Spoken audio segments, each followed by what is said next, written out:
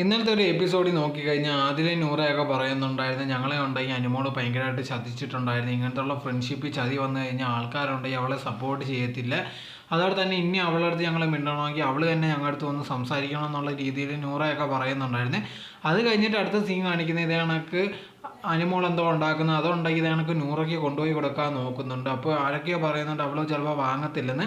ആ സമയത്ത് അനുമോൾ പറയുന്നുണ്ട് അതെന്താ ഞാൻ കൊടുത്താൽ വാങ്ങത്തില്ല എന്നുള്ള രീതിയിൽ കൊണ്ടുപോയി കൊടുക്കുന്നുണ്ട്. അത് നൂറ കഴിക്കുകയൊക്കെ ചെയ്യുന്നുണ്ട്. ഒന്നൊന്നും ഒരു കുഴപ്പമില്ല.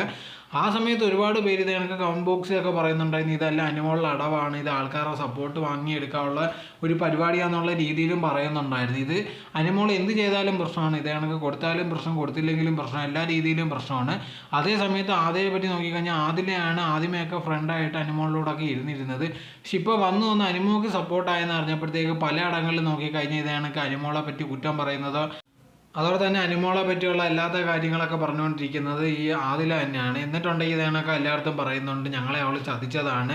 യഥാർത്ഥ ഫ്രണ്ട്ഷിപ്പ് എന്ന് പറഞ്ഞാൽ നമ്മളെ ഫ്രണ്ടിനെ പറ്റി നമ്മൾ വേറൊരാളത്ത് പോയി അങ്ങനെ സംസാരിക്കത്തേയില്ല. അങ്ങനെ സംസാരിച്ച് കഴിഞ്ഞാൽ അവർ തന്നെ ആയിരിക്കും ഏറ്റവും വലിയ മോശമുള്ളൊരു കാര്യം. അവർ വിചാരിക്കുന്നത് ഇവർ ചെയ്യുന്നതിനെല്ലാം വെളിയിൽ ഭയങ്കര സപ്പോർട്ട് എന്നുള്ള രീതിയാണ്. ഇതിനെപ്പറ്റിയുള്ള നിങ്ങളുടെ അഭിപ്രായം എന്തോന്ന് കമൻറ്റ് ബോക്സിൽ കമൻറ്റായി രേഖപ്പെടുത്തുക.